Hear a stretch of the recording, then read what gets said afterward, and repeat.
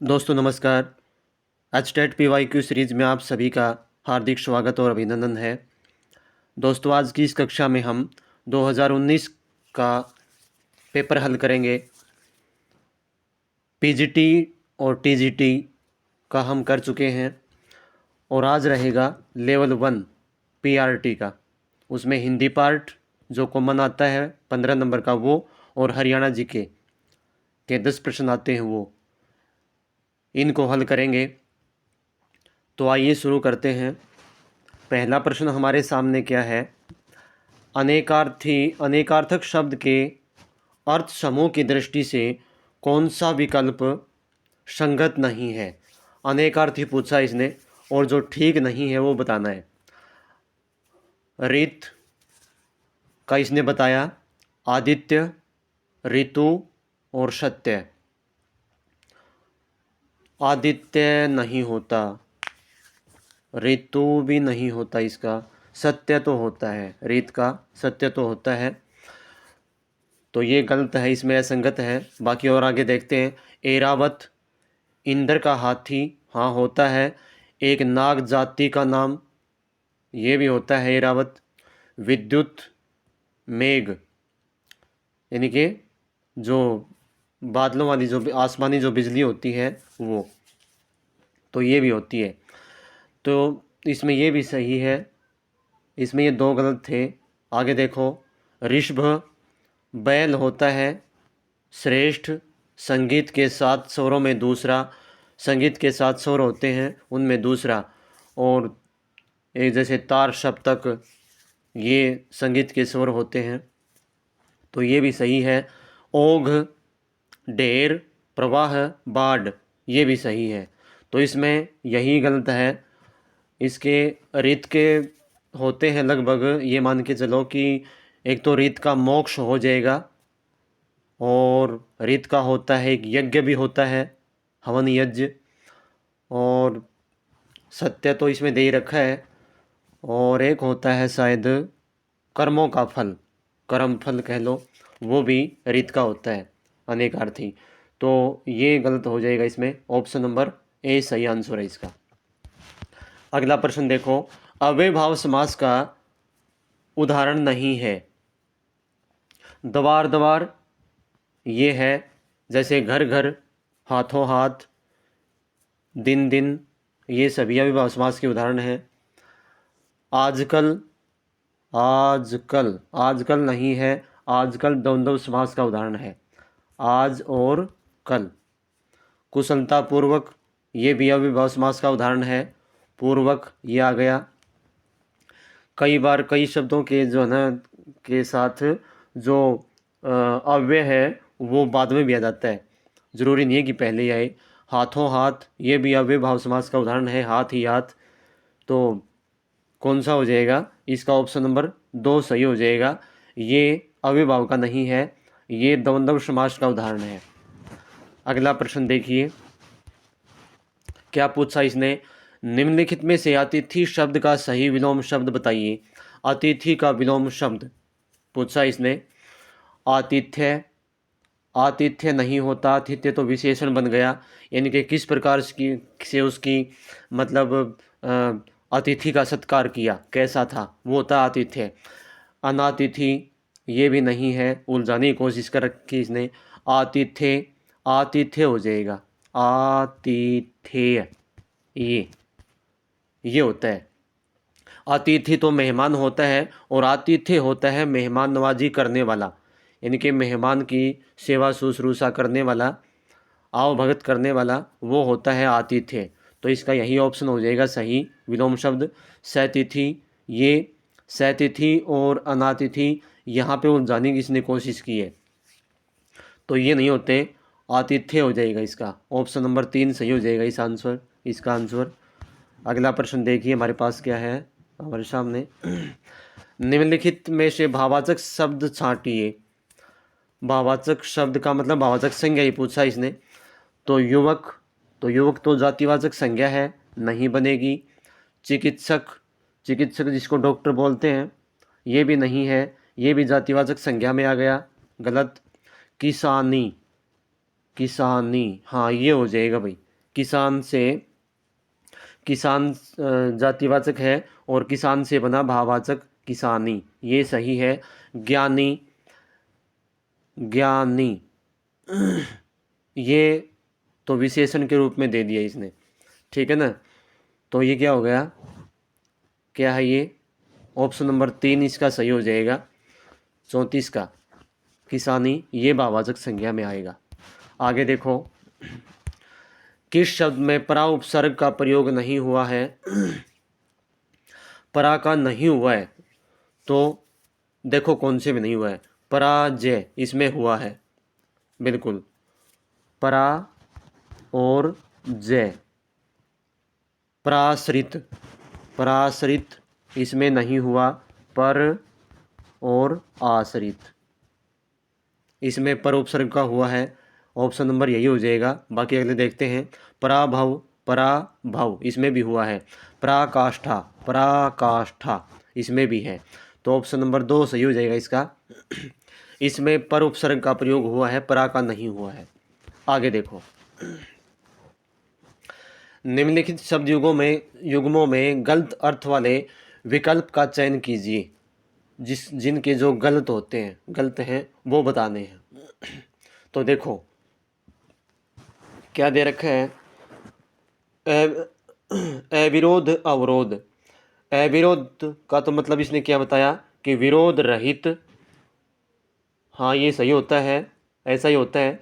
अवरोध रुकावट बिल्कुल सही है।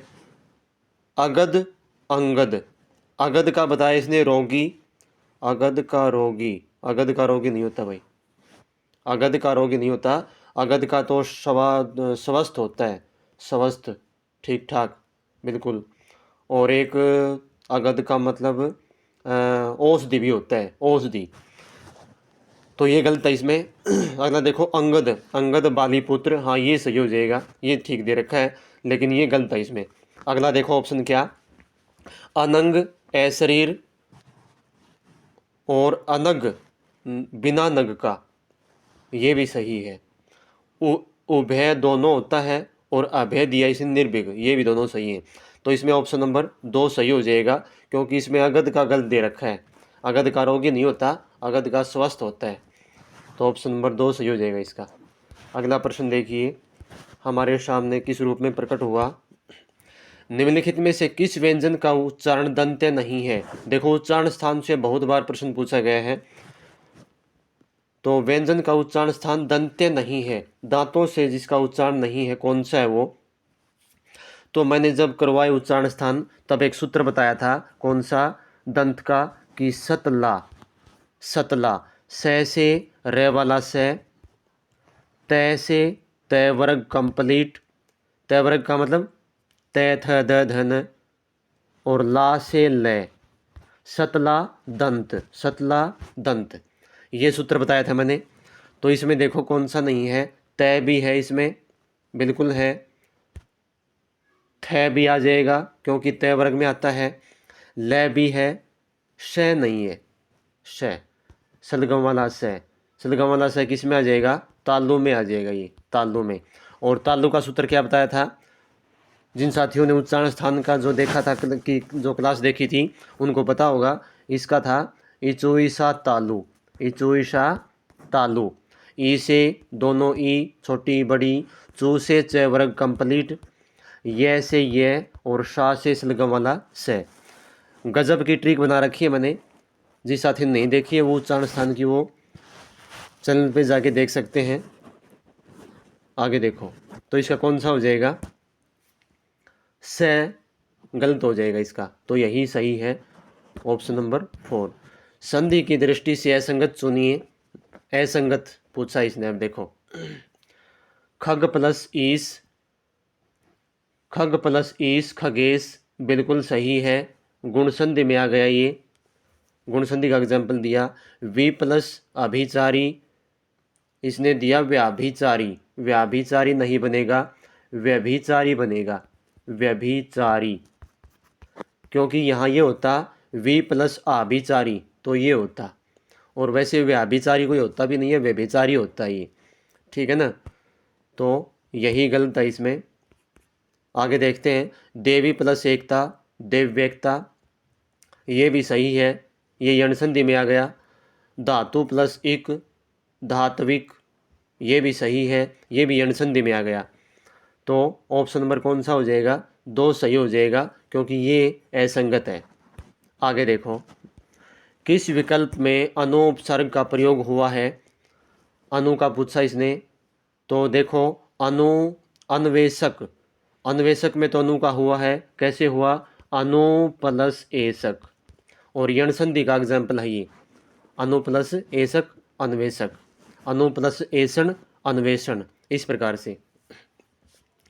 अनुषण, अनुषण में नहीं हुआ, अनुषण में तो अनुपसर्ग है, अन और उष्ण, ये हो जाएगा। अगला देखो, अनुच्छेक, इसमें भी नहीं है, इसमें भी अन है, अनुपसर्ग है। अनुद्धत, अनुद्धत में भी नहीं है, अनुद्धत में अनुपसर्ग है और उद्धत मूल शब्द है। तो कौन सा हो जाएगा? ऑप्शन नंबर ए सही हो जाएगा, इसमें अनुपसर्ग का प्रयोग हुआ है। आगे देखो, अशुद्ध विकल्प का चयन कीजिए। तो देखो, जो कम बोलने वाला हो, अल्पभाषी, बिल्कुल सही है, इसको मितभाषी बोलते हैं, मितभाषी, कौन सा भी सही है, दोनों सही हो जाएंगे। जो प्रमाण से सिद्ध न हो, प्रमाण्य, प्रमाण्य ये नहीं होता भाई, प्रमाण्य नहीं होता, जो प्रमाण से सिद्ध ना हो वो होता है अप्रमेय, अप्रमेय। अगला देखो, ये तो ये गलत है, इसमें देखो आगे अगला ऑप्शन भी देखते हैं क्या है। जो किसी पर अभियोग लगाए, अभियोगी, बिल्कुल सही है, अभियोग मुकदमा होता है। वर्षा का बिल्कुल न होना, अनावृष्टि दिया इसने, ये भी सही है। तो कौन सा ऑप्शन गलत हो जाएगा? ऑप्शन नंबर 2 गलत हो जाएगा, और यही इसका आंसर है, क्योंकि इसने अशुद्ध पूछा है। अगला प्रश्न देखो भाई, निम्नलिखित में से किस भाववाचक संज्ञा शब्द की निर्मित व्यक्तिवाचक संज्ञा से हुई है? निर्मिति, निर्मिति का मतलब उसका निर्माण हो, किस व्यक्तिवाचक संज्ञा से हुई है। देखो कैसे प्रश्न को घुमा रखा है, इसने सीधा पूछा कि मतलब व्यक्तिवाचक संज्ञा कौन सी थी, इनमें से व्यक्तिवाचक संज्ञा से भाववाचक कौन सी बनी। तो देखो, मातृत्व, मातृत्व ये तो माता से बना, और माता, पिता, मामा, चाचा, ताऊ, जितने भी रिश्ते हैं वो सभी जातिवाचक में आ जाएंगे। आवश्यक, आवश्यक से बनी आवश्यकता, तो आवश्यक तो किस में आ जाएगा? विशेषण में आ जाएगा। ऐश्वर्य, ऐश्वर्य बना ईश्वर से, ऐश्वर्य ईश्वर से बना है, और यही क्या हो जाएगी? व्यक्तिवाचक संज्ञा है, ईश्वर व्यक्तिवाचक संज्ञा है। कैशोर, कैशोर्य, कैशोर्य बना किशोर से, और किशोर भी जातिवाचक संज्ञा है। किशोर यानी कि युवा जिसको बोलते हैं, लगभग 16 साल के बाद किशोरावस्था शुरू होती है, तो उसका, तो कैशोर्य ये जातिवाचक से, ये विशेषण से बना, ये जातिवाचक से बना, ये व्यक्तिवाचक से बना है ऐश्वर्य। ईश्वर इसमें, ईश्वर इसकी व्यक्तिवाचक थी। ठीक है, समझ गए होगे मेरे ख्याल से, तो समझ गए। आगे चलो जी, चलो जी आगे, आगे चलो भाई। भाई जो साथी नए आज देख रहे हैं वो चैनल को सब्सक्राइब कर लें, और अपने साथियों को भी शेयर कर दिया करो भाई। आगे देखो, न प्लस स्थितिक, नैष्ठिक सही है बिल्कुल, और व्यंजन संधि बन जाएगी इसकी। व्यंजन संधि का एग्जाम्पल है ये, स्थिक, यहाँ ये से था, और ये, क्योंकि यहाँ इसकी संधि करेंगे तो ठय बन जाएगा, थ का, ये नियम है व्यंजन संधि के, करवाऊंगा मन, जब संधि करवाएंगे अच्छे से करवाएंगे। तो यहाँ ये ठय बन जाएगा, और ठय बनेगा तो ये से भी नहीं रहेगा। क्यों नहीं रहेगा? मैंने बताई थी ये बातें, क्योंकि कि जैसे अब तो ये थ है, और इससे पहले ये स है।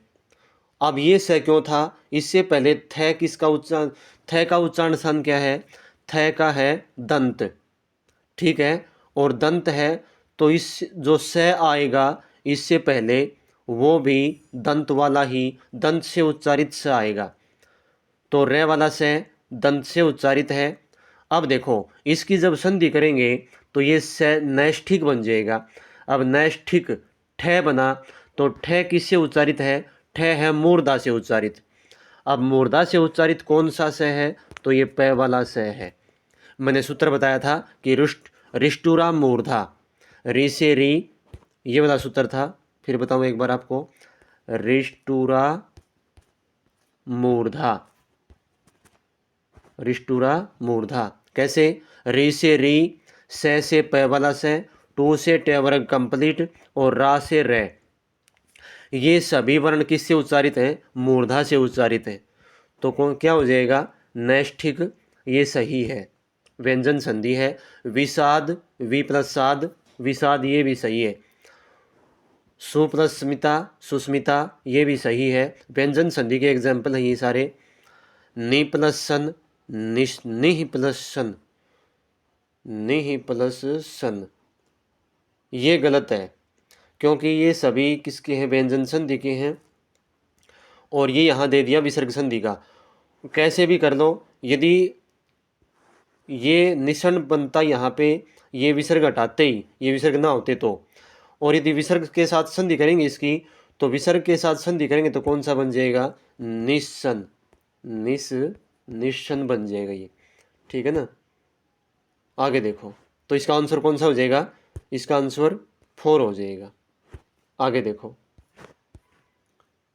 अगला प्रश्न हमें क्या कह रहा है? निम्नलिखित में से कौन सा शब्द लय प्रत्यय से युक्त नहीं है? लय प्रत्यय से, जिसमें लय प्रत्यय नहीं आया हो, तो श्यामल, श्याम प्लस लय, श्यामल प्रत्यय है इसमें। कुश, लय, कुशल, बिल्कुल सही है। रोमल, रोम और लय, इसमें भी है लय प्रत्यय। आंचल, आंच प्लस लय, आंच, ये नहीं होता भाई। आंचल, आंचल अपने आप में एक मूल शब्द है। आंचल अपने आप में एक मूल शब्द है।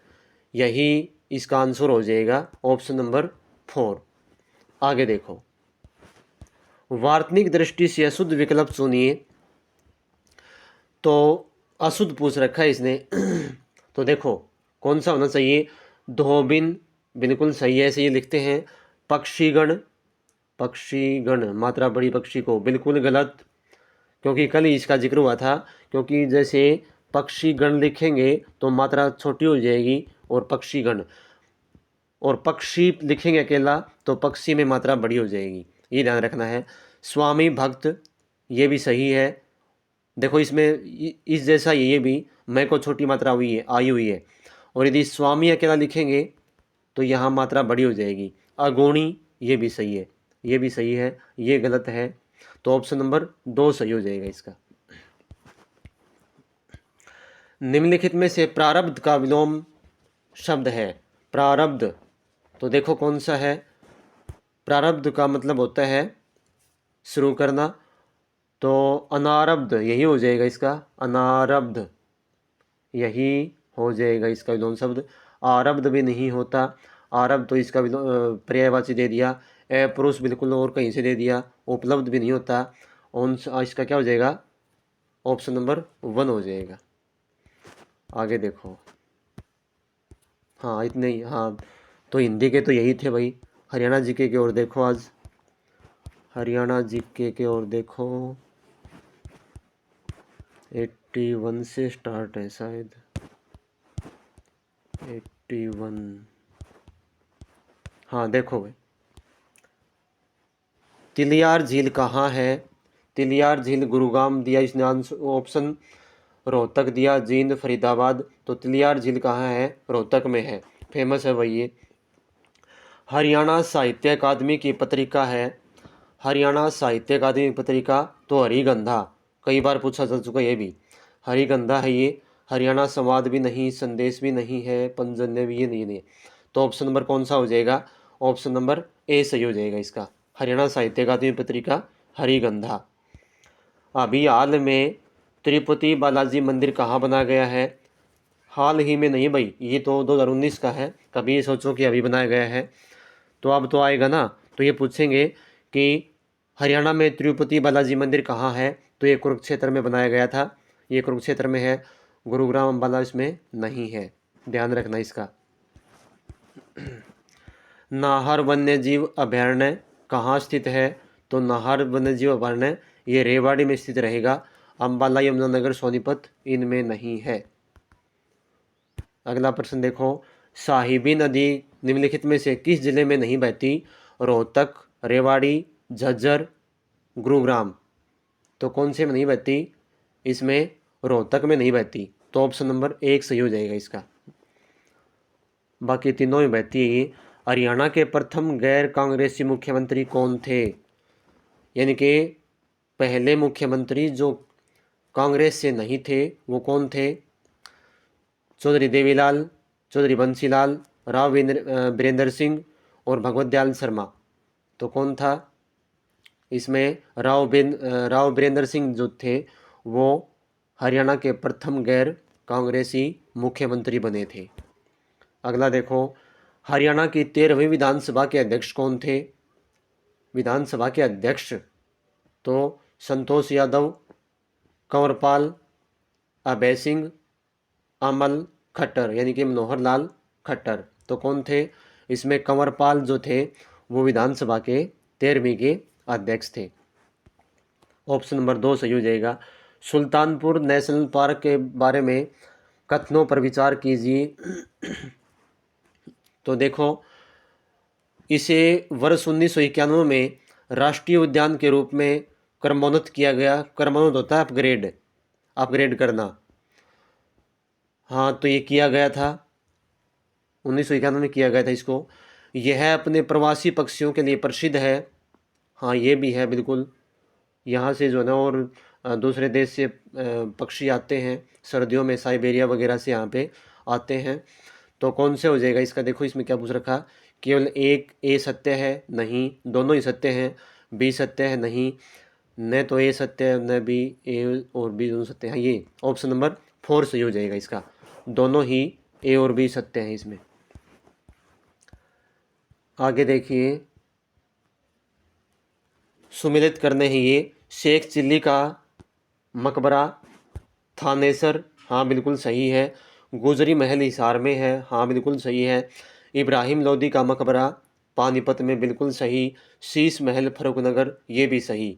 तो इसमें ये शायद वो दे रखे होंगे इसमें बनाने, तो ए का 1, बी का 2, सी का 3, डी का 4, ये हो जाएंगे इसमें। देखो कौन सा ऑप्शन है वो, ऑप्शन नंबर, हाँ ये 3 वाला है, 1 2 3 4, यही हो जाएगा इसका। ठीक है ना, तो ऑप्शन नंबर 3 सही हो जाएगा। प्रसिद्ध गजल गायिका जोहराबाई का संबंध कहाँ संबंधित थी, कहाँ से थी? तो अंबाला से ही थी भाई, अंबाला से ही थी। सोनीपत, रेवाड़ी, यमुनानगर, ये जो है गलत है इसमें। तीनों ऑप्शन अंबाला से थी ये। ठीक है ना, तो ऑप्शन नंबर ए सही हो जाएगा इसका। तो ये थी साथियों आज की क्लास।